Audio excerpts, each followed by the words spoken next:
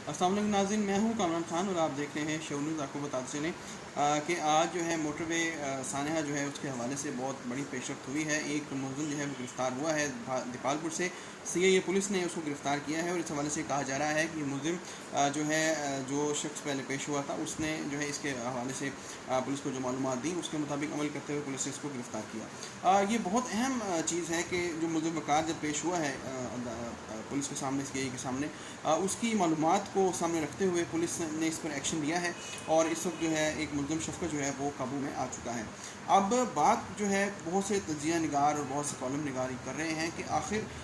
Motorway police अगर वहाँ मौजूद नहीं थी तो उस इलाके में जो पंजाब पुलिस की जो है तमाम तर जो है अमलदारी मौजूद थी और उन्होंने इस पर अमल क्यों नहीं किया। पंजाब पुलिस वहाँ पे मौजूद क्यों नहीं थी और उस इलाके में किस वजह से जो है किसी भी किस्म के सिक्योरिटी मेजर्स नहीं लिए गए थे और ये सिक्योरिटी मेजर्स ना लेने की वजह से जो है कितना बड़ा नुकसान हुआ। एक औरत का जो है पूरी ख़ानदान जो है उनका मुतासर हुआ और पूरे माशरे में एक लर्ज़ा, एक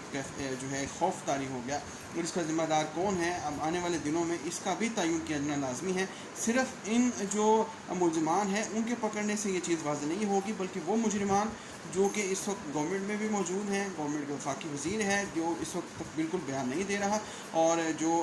इस वक्त जो है आईजी मोटरवे पुलिस है जो बयान नहीं दे रहे, और इस हवाले से आईजी पंजाब जो पिछले साबका हैं उनको भी बयान देना होगा, वज़ीर-ए-आज़म पाकिस्तान को बयान देना होगा, क्योंकि उन्होंने पुलिस की जो उखाड़ पिछाड़ जारी की हुई है पिछले 2 सालों से, वो भी इस तमाम सब चीज़ के ज़िम्मेदार हैं।